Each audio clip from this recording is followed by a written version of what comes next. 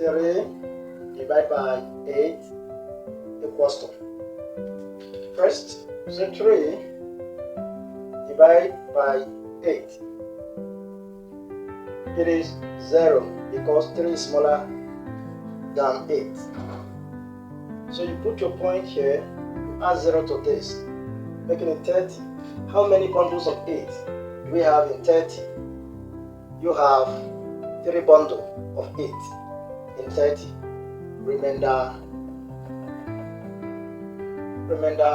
6. Now you bring the 6 down, divide by 8. It cannot. You add 0 also, making it 60. 60 divided by 8. That is how many bundles of 8 do we have in 60? Is 7. Remainder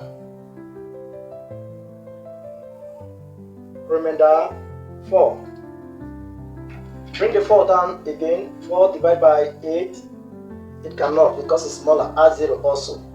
Equals to 40 divided by 8. We have 5 bundles of 8 in 40. Remainder 0. That's why we're going to stop. At the end, we have our answer will be 0.3, 7, and 5 as the final answer.